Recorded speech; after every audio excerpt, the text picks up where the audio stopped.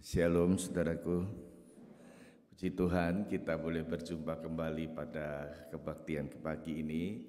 Dan selamat datang kembali bagi Bapak Ibu yang baru pulang dari tanah air yang mengikuti ibadah ini, maupun juga bagi saudara yang baru pertama kali datang. Silakan saudara bisa bergabung dengan pelayanan bersama di gereja Tuhan kita sebagai keluarga.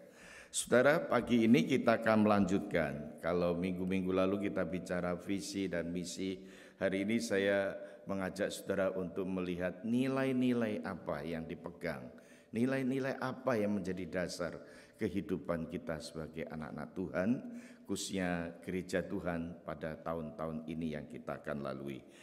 Core Value IPC ini akan kita fokuskan hari ini satu poin saja, yaitu berdasarkan Alkitab.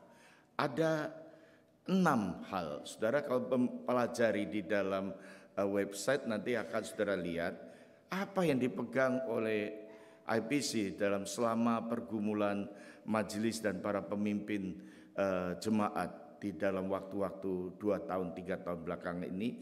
Kami mengkristalisasikan ada 6 hal. Yang pertama, coba ditampilkan value dari atau nilai-nilai dasar IPC. Yang pertama adalah memuliakan Tuhan.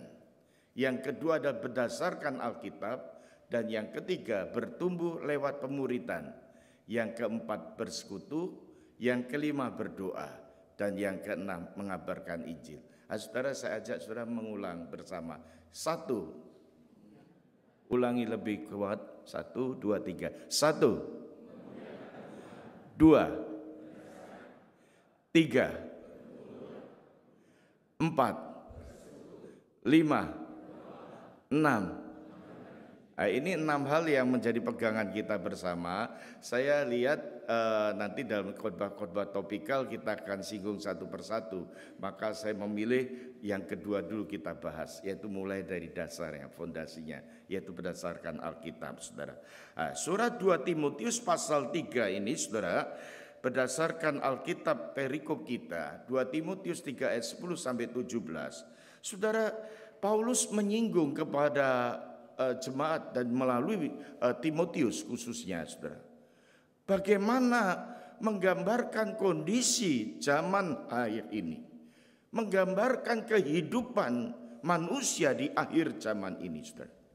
Saudaraku, kalau kita memperhatikan, saudara, pada akhir zaman ini, kalau sudah memperhatikan di pasal 3 ayat 1 khususnya sampai selanjutnya, ini merupakan latar belakang apa yang dihadapkan, apa yang terjadi, apa yang sedang menjadi tantangan pada anak-anak Tuhan.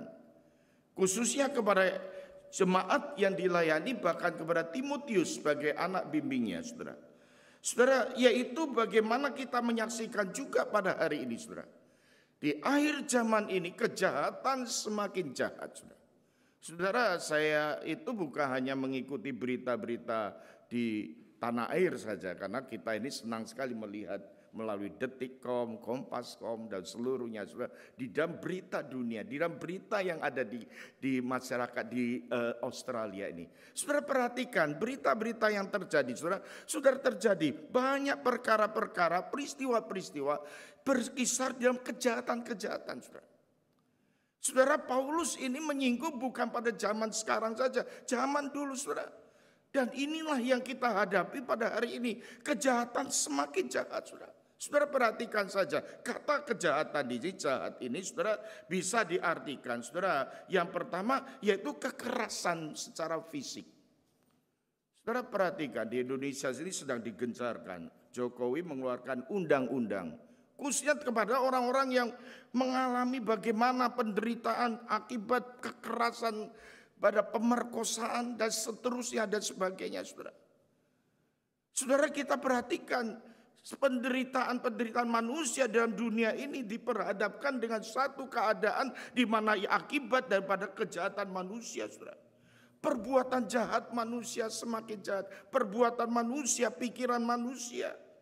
Saudara, bahkan dikatakan di ayat yang ke-13 disimpulkan di sana, yaitu orang sedangkan orang jahat dan penipu akan bertambah jahat, mereka menyesatkan dan disesatkan.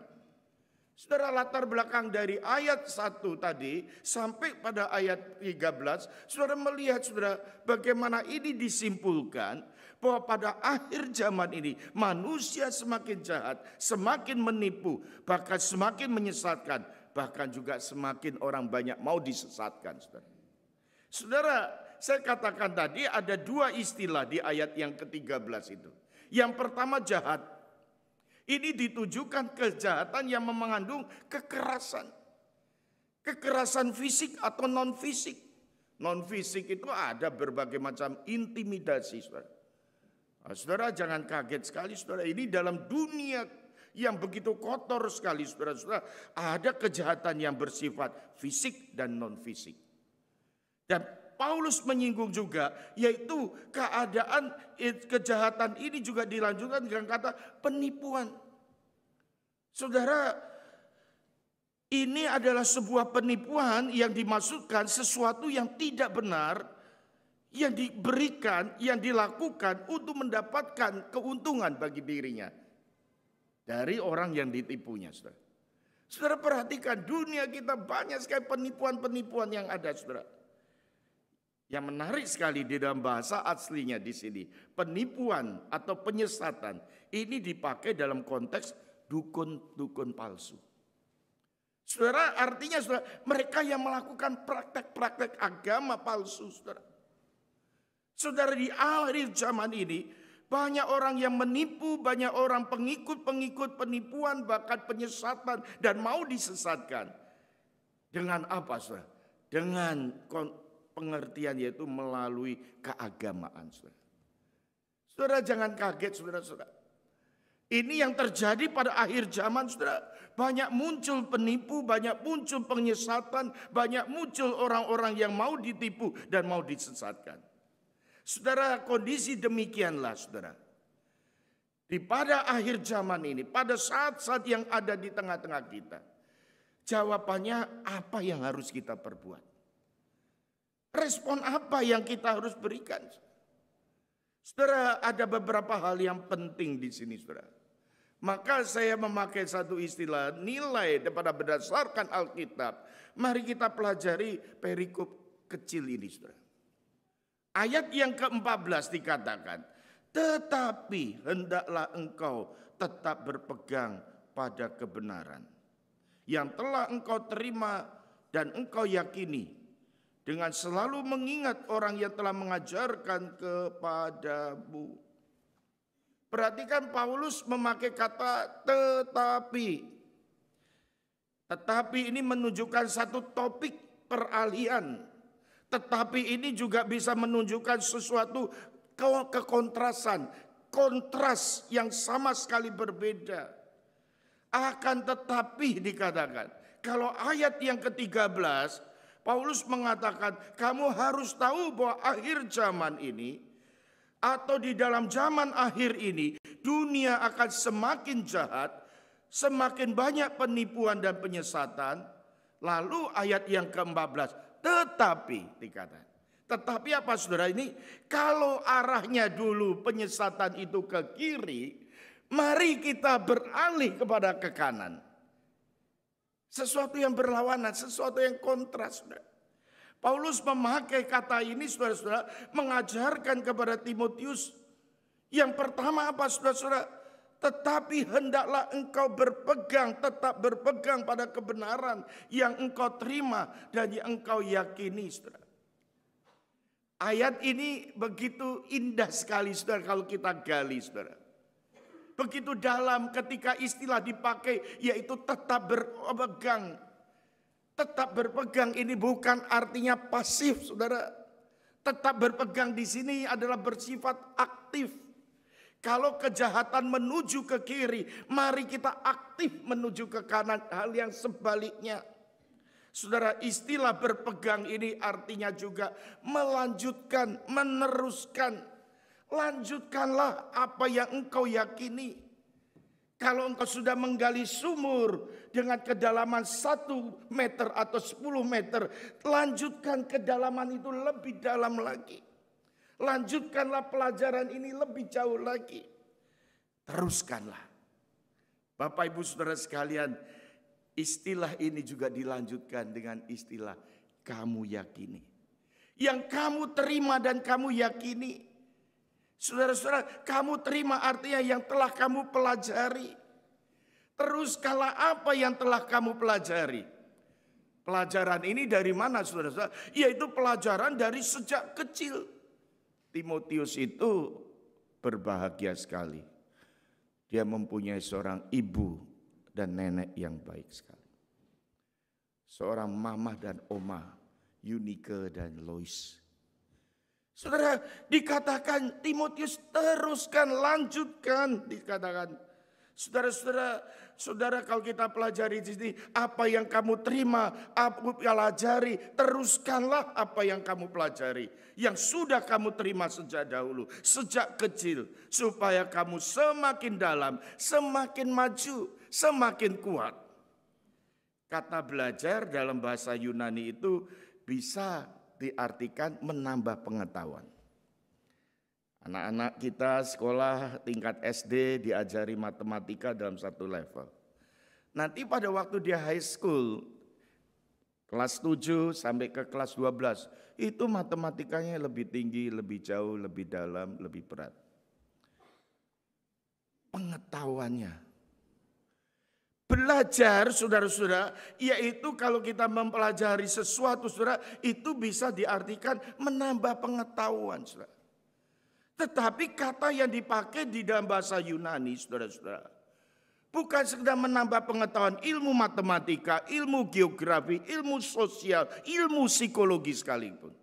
Ilmu-ilmu yang lain yang banyak sekali. Kalau saudara masuk ke jurusan universitas, wah saya lihat tuh dalam katalog jurusan-jurusan, topik-topik, mata pelajaran, mata kuliah. Wah begitu luar biasa. Tetapi saudara-saudara, kata Yunani belajar itu juga bisa diartikan saudara-saudara, yaitu kata yang memakai kata mantano. Bahasa Mandarinnya manto. Artinya apa saudara-saudara? Yaitu akar kata dari seorang yang mau menjadi murid.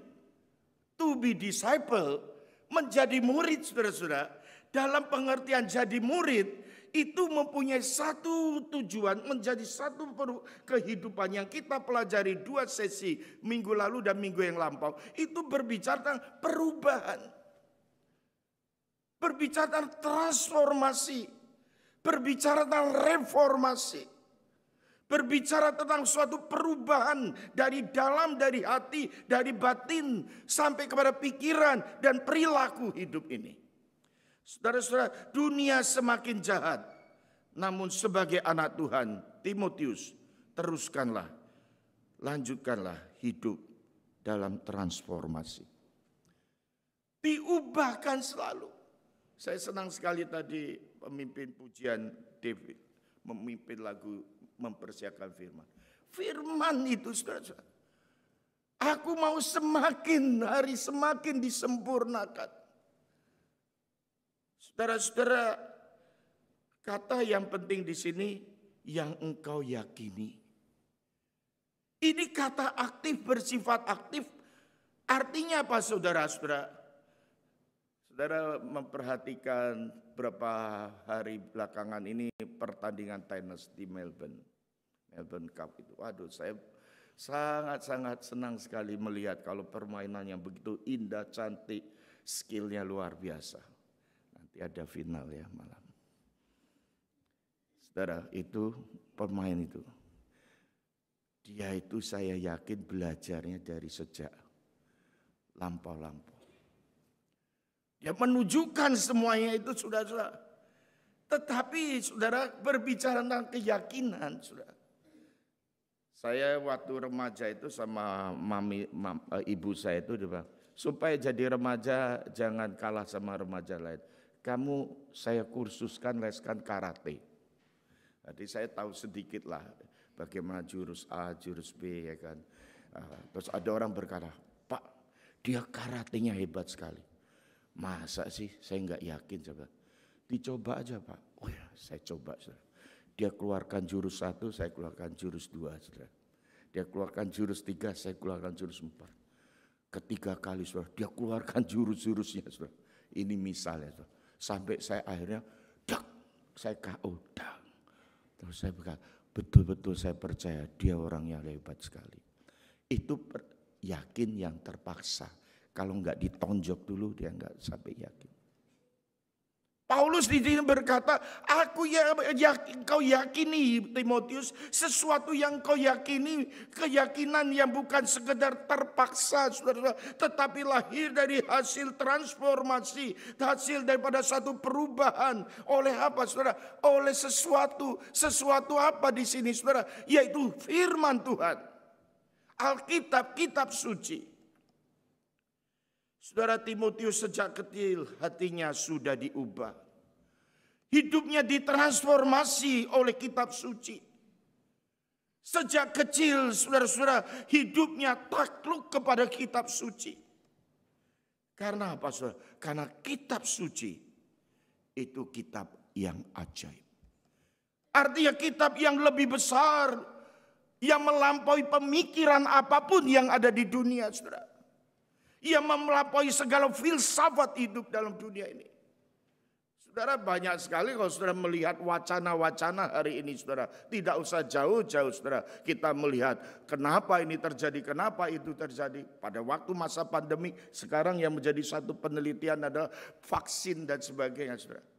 Dan saya perhatikan banyak pendapat-pendapat, saudara.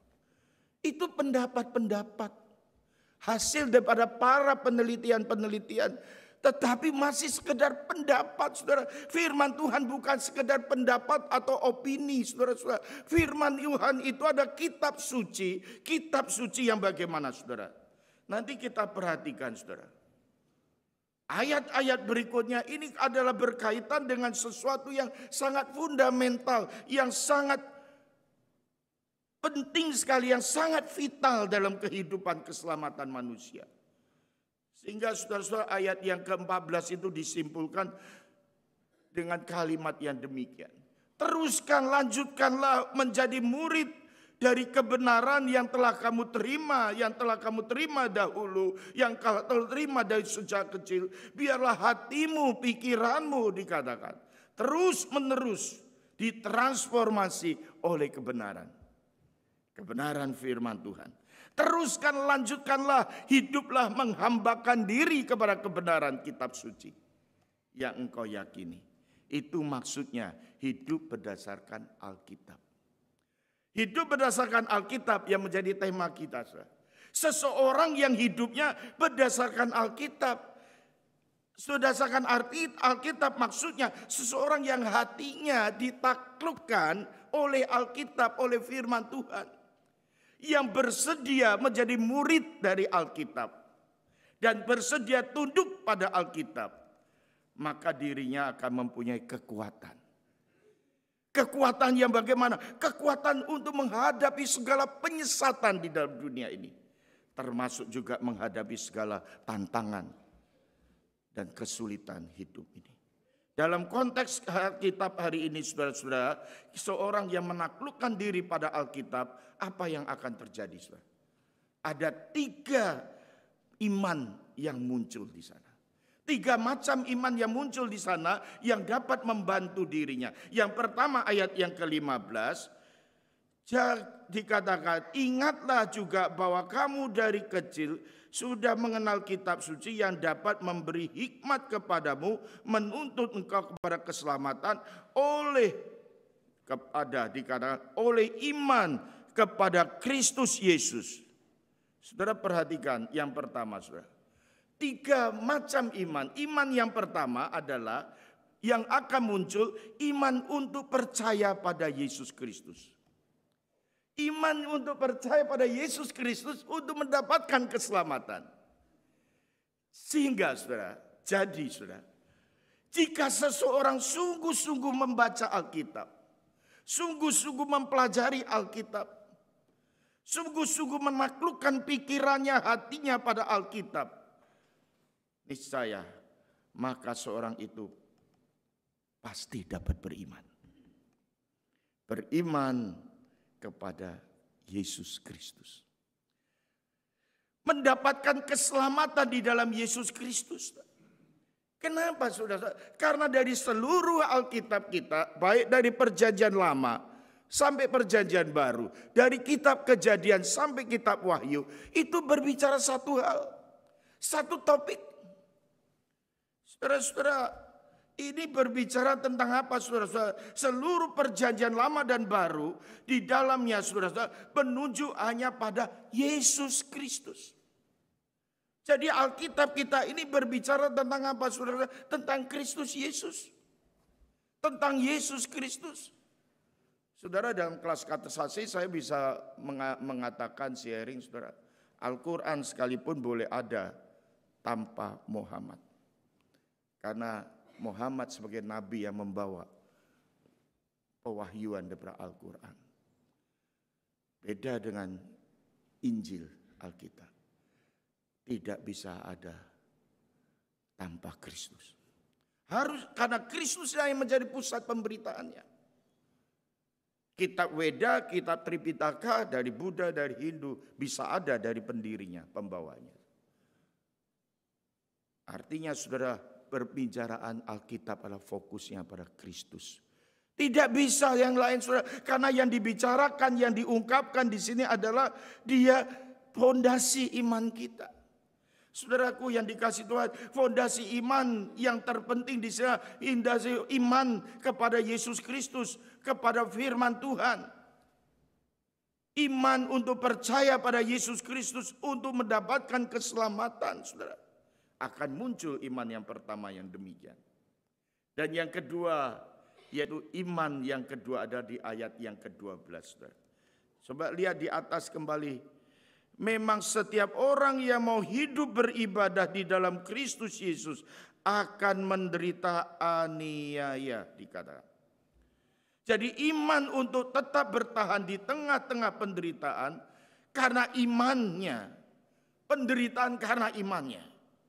Saudara, kalau kita melihat daripada berita-berita atau kita melihat kesaksian, kita melihat fakta hari ini, saudara. Saya seringkali mengikuti persekutuan doa bersama teman-teman itu. Saudara melihat daftar penderitaan anak-anak Tuhan. Penderitaan fisik maupun non-fisik. Itu karena imannya, saudara. Penganiayaan karena iman, saudara-saudara. Saudara, perhatikan saudara hari ini di zaman akhir ini, saudara-saudara. Saudara, penderitaan penyiksaan karena aniaya. Bahkan ada orang yang dibunuh dengan kejam sekali. Ada yang dipenggal kepalanya. Berapa tahun belakangan ini kita melihat berita-berita di Timur Tengah itu, saudara. Mengerikan sekali. Aniaya itu bisa membuat iman seseorang itu goyah, saudara. Banyak juga di antara mereka akhirnya menyangkal Kristus. Karena imannya dihadapkan dengan aniaya goyah, saudara. Saudara, penganiayaan bisa menggoyangkan, menggoncangkan iman juga, saudara. Tetapi sebaliknya melalui penganiayaan kita bisa melihat, menyaksikan iman anak-anak Tuhan yang begitu bertahan. Dia diuji sedemikian, dimurnikan sedemikian berupa, saudara. Saudara perhatikan dalam kisah para rasul, saudara, di awal-awal abad, awal-awal, saudara. Kita perhatikan sejarah gereja di 100 tahun pertama, 200 tahun kedua, ketiga, keempat, sampai abad reformasi. Sampai hari ini dalam sejarah gereja, saudara. Berapa banyak kita saksikan peristiwa penganiayaan terhadap anak-anak Tuhan. Sehingga ada dikatakan, darah kaum martir. Saya pergi ke Korea Selatan itu memperhatikan satu lahan kuburan yang luas sekali, saudara. Yang menarik bagi saya di pintu gerbangnya itu dicat dengan warna merah yang seperti belang-belang gitu, menetes-netes. Itu warna merah itu garis-garis begitu. Saya tanya, apa maksudnya pada misionaris di sana? Ini menunjukkan, melambangkan darah yang tertumpah yang dialami oleh anak-anak Tuhan yang dikubur di sini. Ini pada waktu masa-masa lampau. Waktu Injil diberitakan di Korea Selatan. Saya lihat, aduh. Dan saya melihat kesaksian daripada sejarah gereja. Banyak iman itu dikatakan ayat 12 tadi.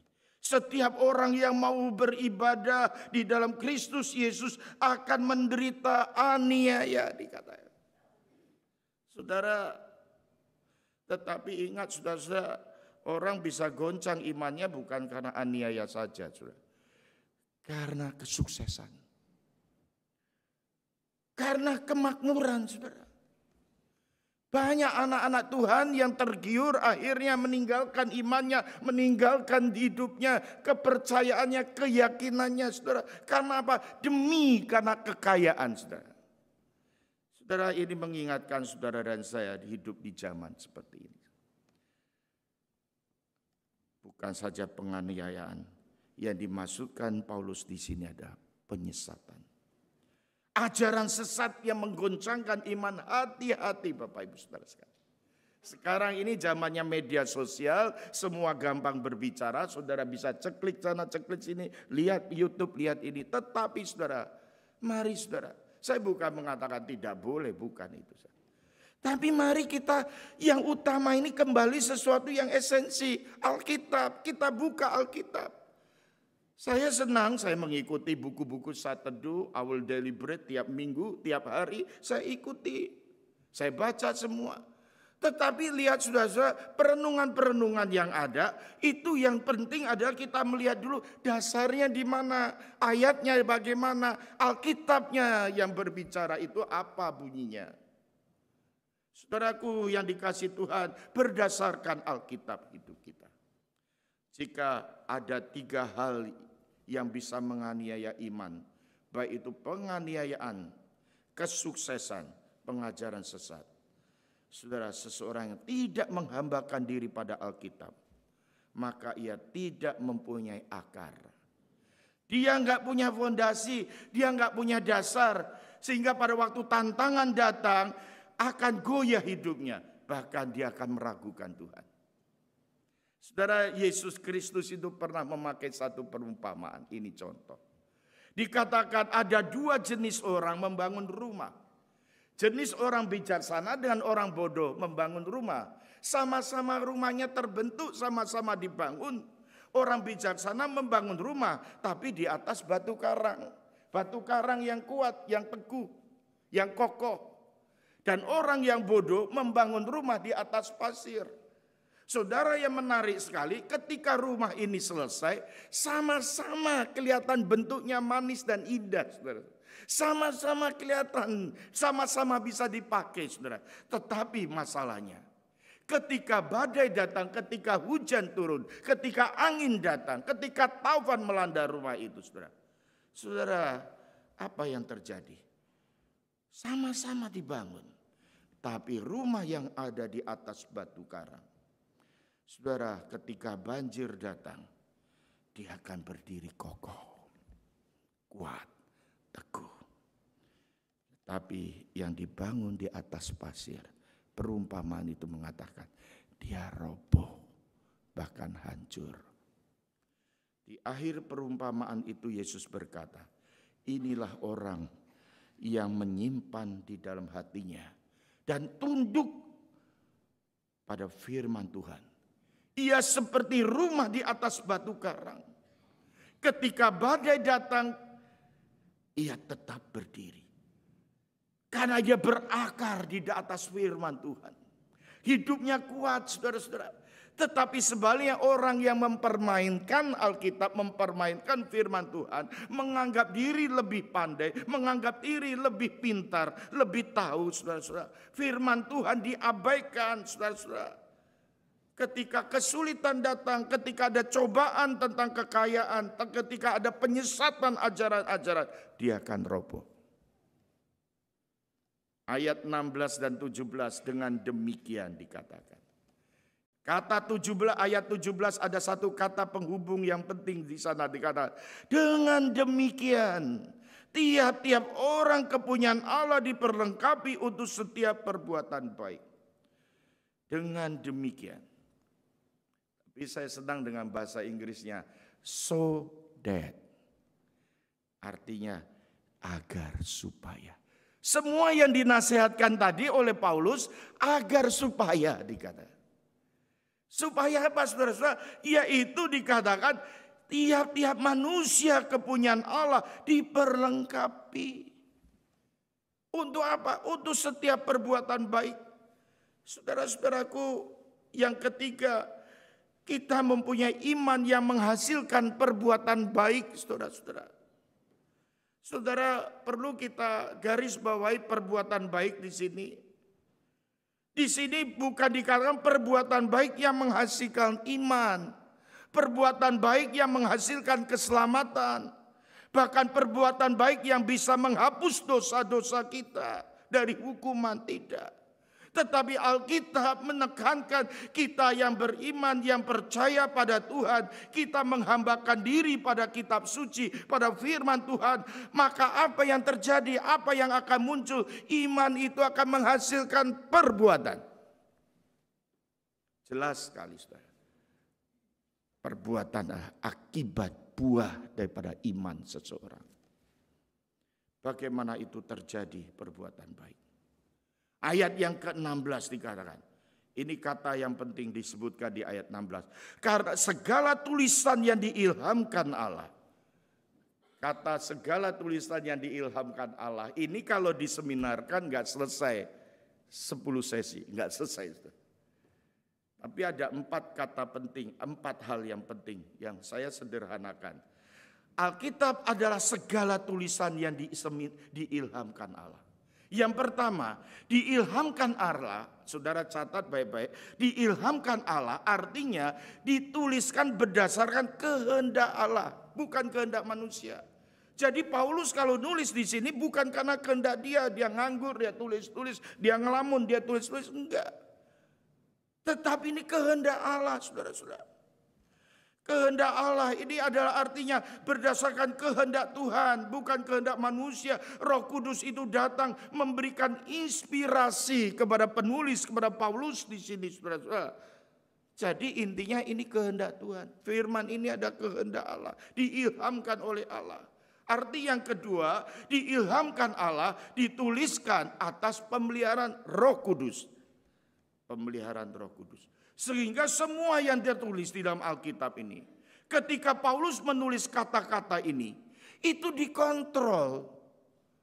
Dikontrol artinya diawasi.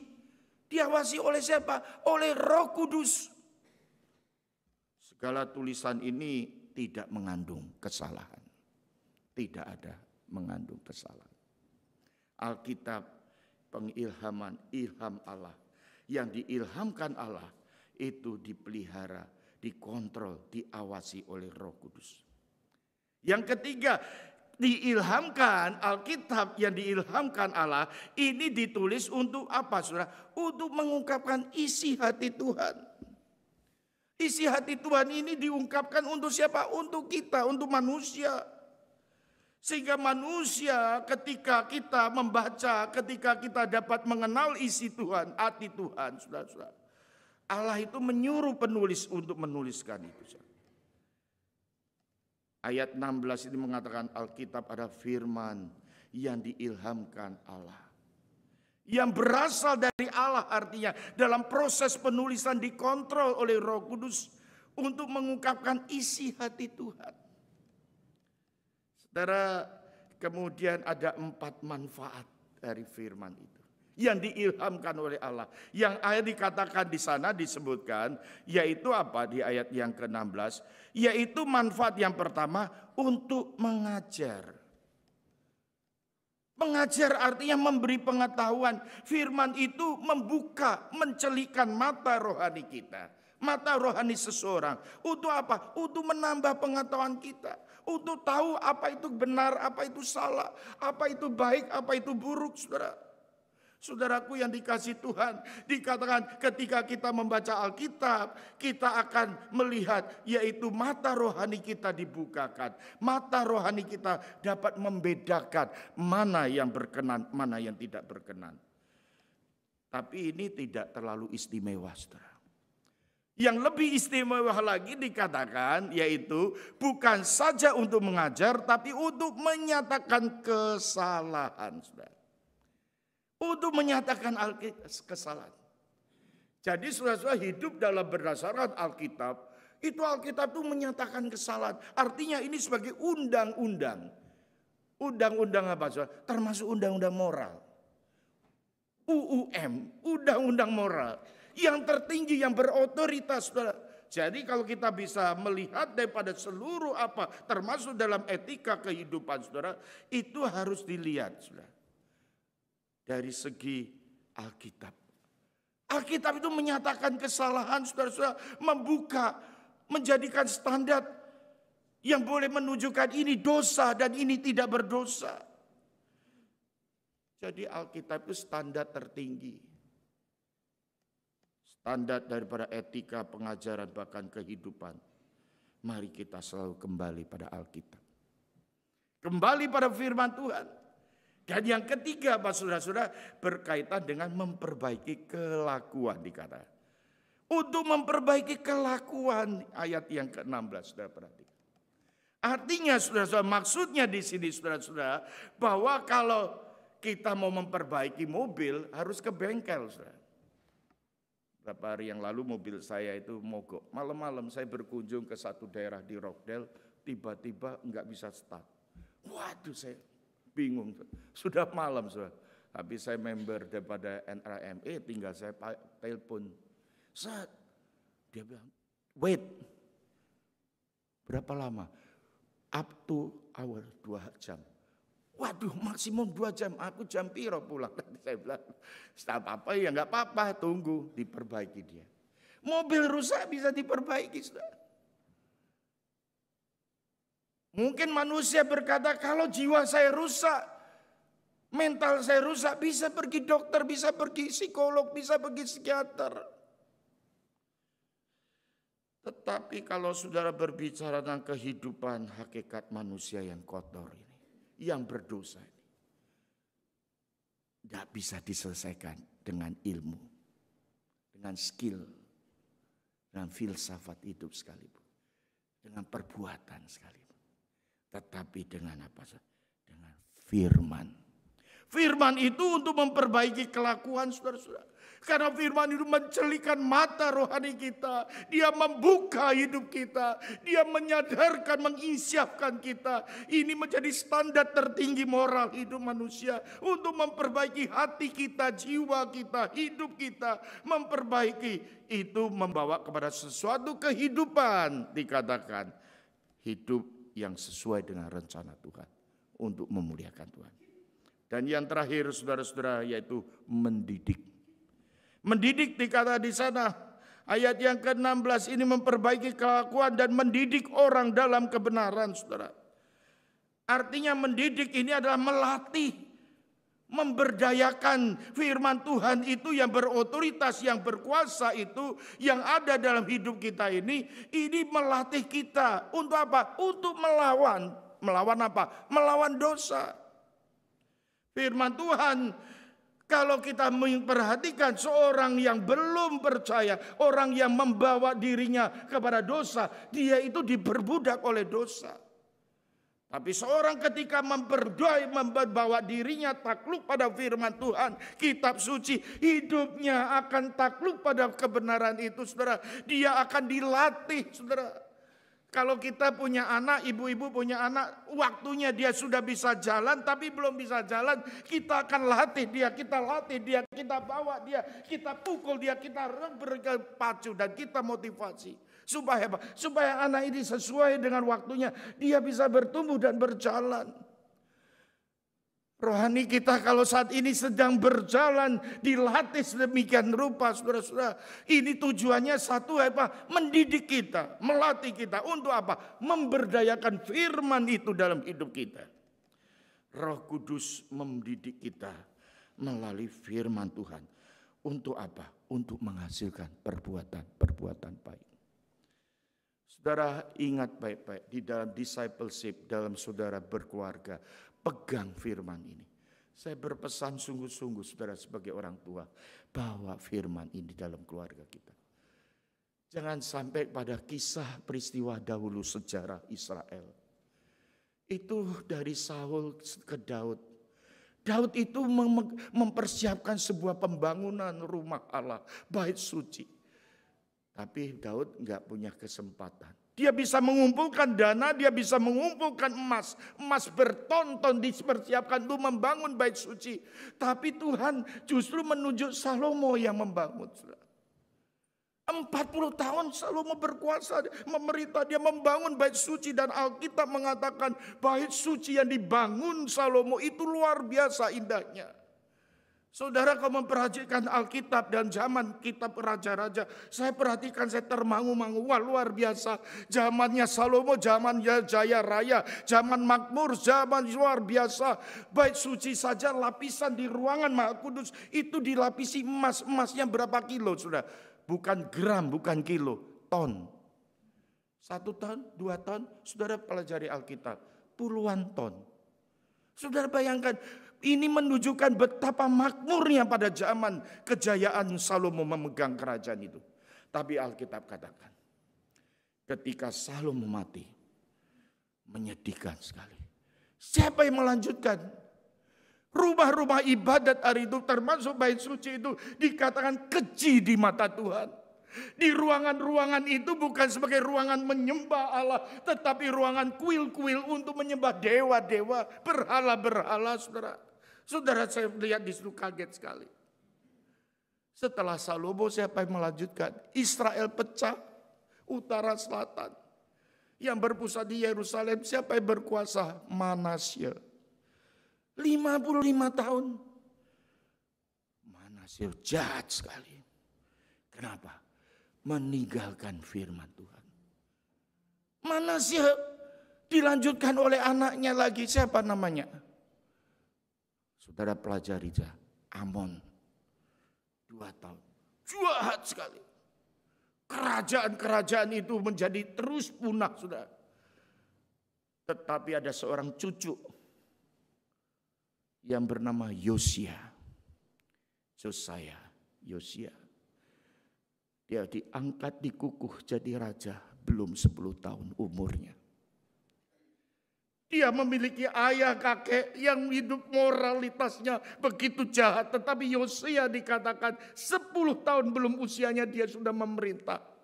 Tapi puji Tuhan, Tuhan mengutus seorang pengasuh, penjaga Yosia yang cinta pada firman Tuhan. Dia mengajarkan Taurat, dia mengajarkan firman Tuhan. Sehingga Yosia berkata di usia 16 tahun, Yosia berkata kepada pesuruh-pesuruhnya, cari, bongkar Taurat itu di mana? Ditemukanlah Taurat. Ditemukanlah firman Tuhan. Maka kita bisa menyaksikan bagaimana kehidupan Yosia. Saudara, kalau ingin menyelamatkan keluarga, mari kita bawa Alkitab. Dan saudara pulang mulai hari ini punya komitmen, aku mau baca Alkitab. Aku mau baca Alkitab. Amin. Amin. Amin. Aku mau baca Alkitab. Tuhan memberkati kita.